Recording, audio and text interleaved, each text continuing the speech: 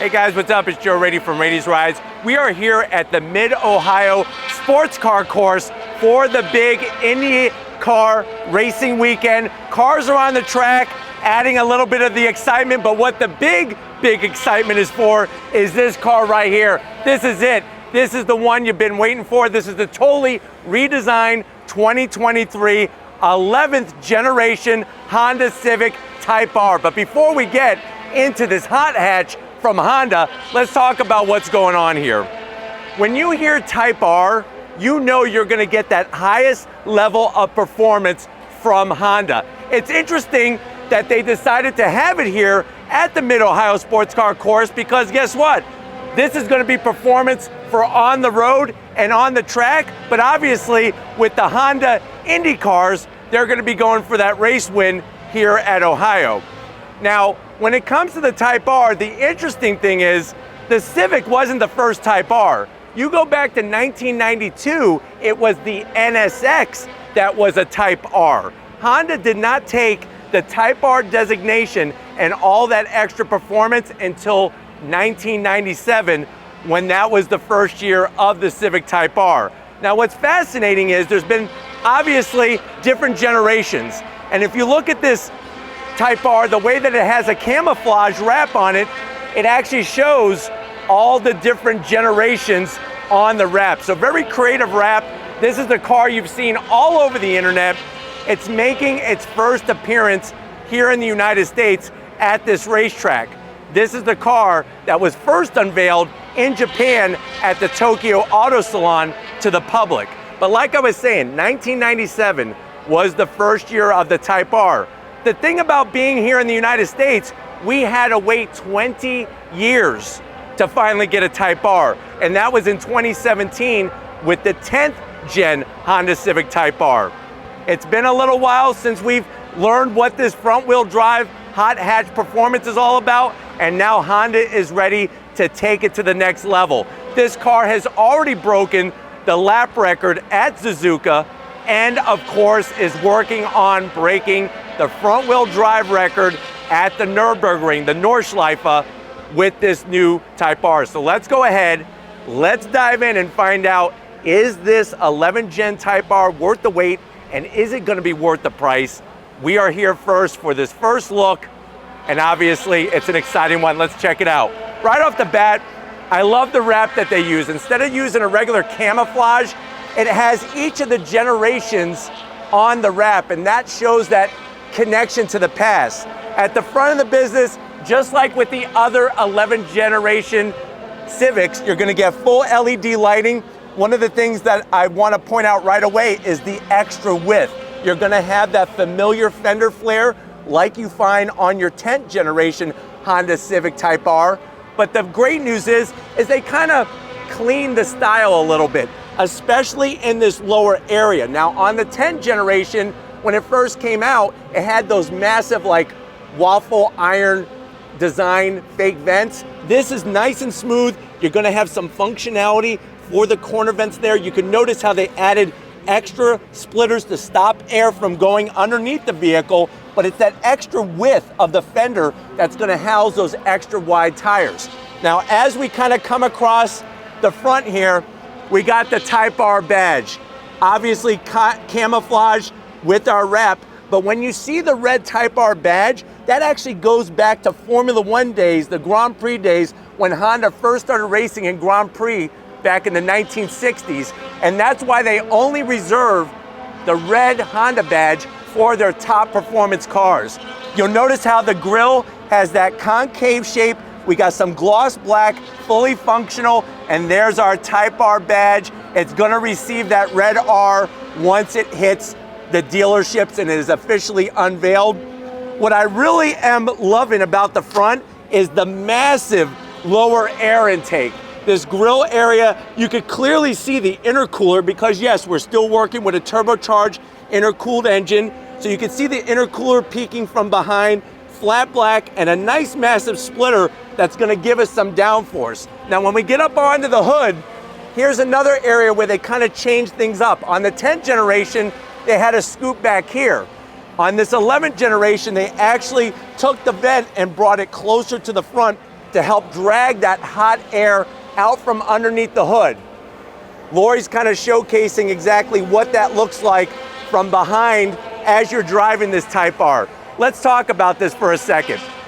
This front wheel drive car, in its turbocharged form in the 10th generation, produced 306 horsepower. There's no official numbers yet, that's gonna come, but let's speculate. Honda is saying that this is now gonna take the top reign as the most powerful Honda Civic Type R. What is that gonna mean? Are we gonna see possibly close to 350 horsepower? I know for sure it's gonna have a limited slip differential. It's gonna have that slick shifting 6-speed manual transmission, but the other big question is, will they eventually bring some type of DCT or automatic? It is gonna be front wheel drive. It's not gonna be an all-wheel drive Type R, and what Honda and a lot of other experts are speculating is that this is the last of the purely internal combustion engine Type R. So if you want one, this is gonna probably be the one to get. But let's continue our journey around the bend. Coming around the bend, you'll notice, like I said, that flared fender. Love the low slung hood. What are we working with? Wheel and tire. So if you go back to the 10th generation that came out in 2017, you would know that there was a lot of people that were blown away by the massive 20-inch wheel with those low 30 series profile tires. Well, guess what? Honda took a little different route, and I'll explain why they would do something like this. What you're looking at is a 19-inch wheel. Now, what I love about the wheel is that Y-spoke design. It's a satin flat black finish. And if you're wondering, well, Joe, what's the size of the tire? 265. So you're getting some meaty wide tires, 265 on the width, still that 30 series sidewall. And of course, they're wrapped with those Michelin Pilot Sport tires, those 4S tires that are gonna give us stick, give us grip. Now let's talk about why they would go from a 20-inch to a 19-inch. First of all, the wheel's gonna be lighter. Second of all, if you're gonna track your Type R, which I'm sure Honda is hoping that you're gonna do, or do an autocross event, there are more sticky tire options for a 19-inch wheel than for a 20-inch wheel. So those would be some of the reasons why the engineers would go with a 19-inch wheel, actually downsizing. Here's another thing I wanna point out. They decided to keep the 2-piece rotors, so that's gonna help cut down on brake fade. That's gonna lower the rotating mass to really allow this front wheel drive Type R to out-handle any predecessor. And then of course, when we're talking about the other hot hatches, you're thinking about like the GTI, the Golf R, even the Elantra N and the Veloster N are now competitors, and Honda knows this, and that's why they're up in the ante. But definitely the wheel, the way it looks, I can't wait to see what it's gonna look like without the wrap, but I love the style of the wheel, and of course those massive Brembo calipers, nice bright red, are gonna clamp down on those rotors. You are gonna have adaptive dampers all 4 corners, and of course there's tons of engineering that's been done to the chassis for the 11th gen Civic Type R to out-handle the previous generation. Now as we continue down the side, you'll get that familiar shape to your mirror caps, just on your, like your standard Civic. The biggest difference is look at that flared fender. I love the way that they work the venting. All of the venting on this car is functional. So if you're the type of person that says, hey, why do they do this if it doesn't do anything? You don't have to worry about that with the 11th generation Type R. That's gonna help produce that extra airflow that's gonna give us downforce, because there's lots of ways to produce downforce. You could put a wing on it, but it's also channeling the air around the vehicle.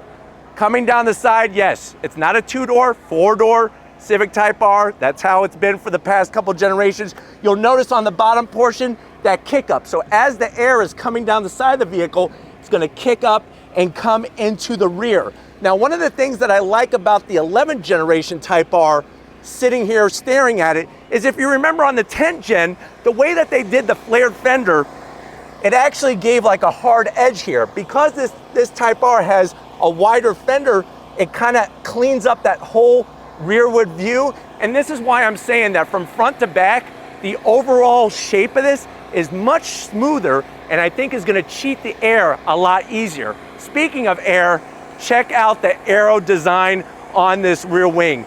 Attached to the hatchback, love the way it's got the supports on both sides. This is a functional piece. Yes, it looks good, but it's also gonna be functional to give you that downforce. I think the big advantage is that with the 11th generation hatchback of the Civic, we already have that sportback design. It's such a clean design compared to the 10th gen, and now with that wing, it allowed them a little bit more flexibility to really give you not only a style that you want, but also that functional downforce. Now, when we come to the rear, this is where you're gonna see that nice, sexy width. We got our traditional Civic 11th gen taillights, LED. We kind of come down. I love the way they actually work the arrow into the rear of the vehicle. You don't have those fake vents anymore on the back, so that's gonna clean it up.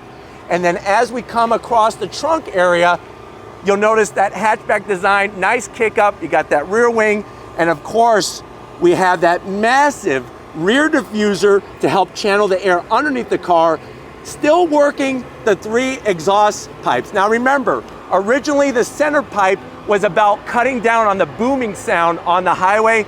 It's gonna be interesting to see how they retuned it, if they changed any of the sound.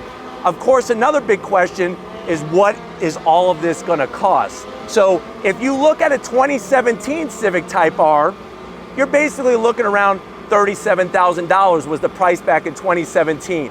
The price has gone up, and I'm not talking about markup or anything like that, but MSRP, many experts are guesstimating that this new Type R will be right around the $40,000 to $42,000 range, which may seem a little expensive, but I think where you're gonna see the proof is in the eating of the pudding with how this car performs on the track.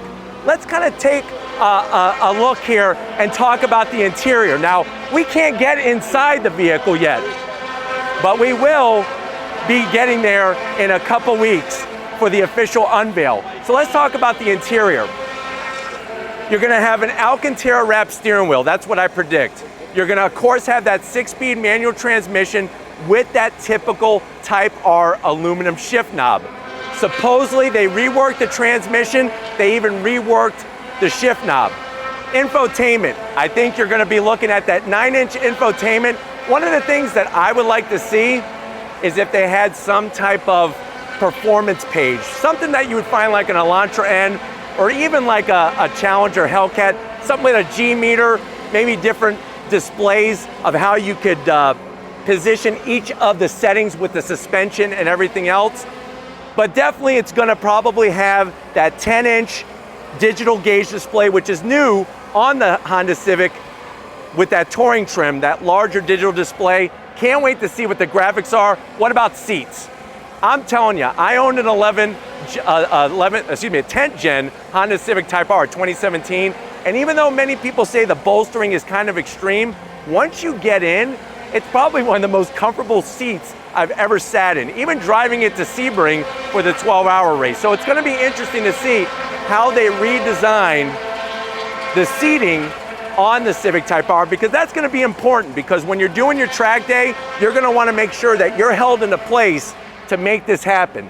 But definitely, I wanna thank everybody here at the Civic display stand. We're gonna wrap it up. They're telling me I gotta stop talking because they need to take this car on track. So we're here at Mid-Ohio. Let's go ahead and wrap it up. All right, guys, it's been one heck of a time here at Mid-Ohio. Race cars on the track, what a better place to be than on a summer day at the racetrack. And then of course, with the first unveiling here in the United States of the new Honda Civic Type R. I gotta thank everybody at Honda for allowing us access to this special car at this special moment. Let me know what you think. So far, based off of what you've seen here, has Honda done enough to make this that ultimate hot hatch, the last hurrah for the internal combustion engine alone? And is it worth the price? Is it gonna be worth the price at the end of the day? Let me know how you feel about it in the comment section. But if you're new to the channel, you're on your way out, hit that subscribe button. I promise you it's worthwhile. Come back for more. If you are a subscriber, thank you for being part of the Raiti's Rides family. If you definitely want to thank somebody, don't thank me, thank the person behind that camera. Lori out here working the crowd, working the cars, working the conditions. She's working hard, so show her some love in that comment section. Thank you, Lori, for all that you do. And just like always, guys, I'll see you on the next ride.